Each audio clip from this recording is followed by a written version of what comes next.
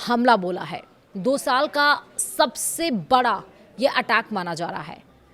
Moscow दहल गया जिस वजह से, ऑयल रिफाइनरी में धमाका हुआ, एयरपोर्ट बंद हुए। नमस्कार, आप देख रहे हैं न्यूज़ 18 का डिजिटल प्लेटफॉर्म। मैं हूं आपके साथ श्रुति श्रीवास्तव। यूक्रेन ने रूस पर पिछले 2 साल का सबसे बड़ा ड्रोन हमला किया है। रूस के मुताबिक 555 ड्रोन दागे गए, जिनमें से 194 सिर्फ मॉस्को की तरफ आ रहे थे।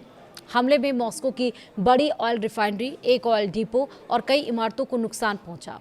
जवाब में रूस ने भी यूक्रेन पर मिसाइलों और सैकड़ों ड्रोन से अटैक किया है।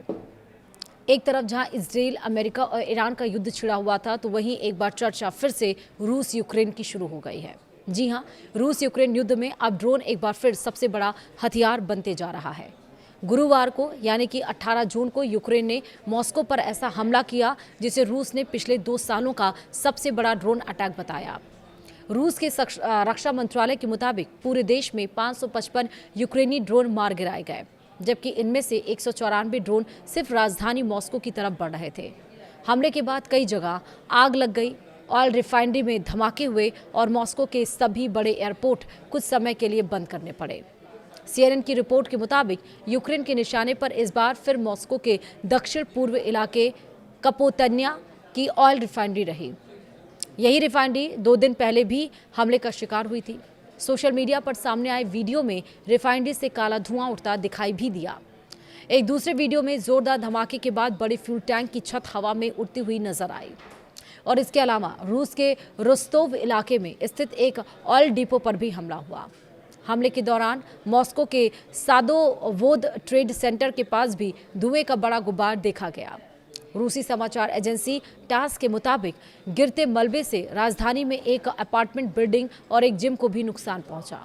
लगातार ड्रोन अटैक्स के बीच रूस को मॉस्को के ज़्यादातर एयरपोर्ट पर उड़ानें कुछ समय के लिए रोकनी पड़ी।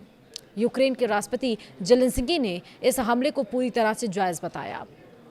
ब्रसेल्स से जारी अपने संदेश में उन्होंने कहा कि इसके जरिए हमने रूस की ओर से यूक्रेनी शहरों और आम लोगों पर किए जा रहे लगातार हमलों का जवाब दिया है।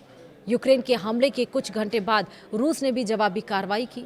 यूक्रेनी वायुसेना के मुताबिक रूस ने 7 मिसाइलें और 239 ड्रोन दागे और इन हमलों में कीव और पोल्टावा क्षेत्रों में एक निजी घर, पावर प्लांट, एक हैंगर और तेल से जुड़े ठिकानों को नुकसान पहुंचा। पिछले कुछ महीनों से यूक्रेन लगातार रूस के oil depot, refinery, navy base और सैन्य ठिकानों को निशाना बना रहा। इसकी बड़ी वजह रूस की अर्थव्यवस्था है। विशेषज्ञों का मानना है कि रूस की सरकारी कमाई का करीब 1/3 हिस्सा तेल से आता है। ऐसे में अगर ऑयल इंफ्रास्ट्रक्चर पर दबाव बढ़ता है तो इससे रूस को मिलने वाले पैसे पर असर पड़ेगा और इसीलिए लगातार यूक्रेन की तरफ से वो टारगेट किया जा रहा था और अब 2 साल का सबसे बड़ा हमला उसी जवाबी कार्रवाई में रूस ने यूक्रेन को दिया है।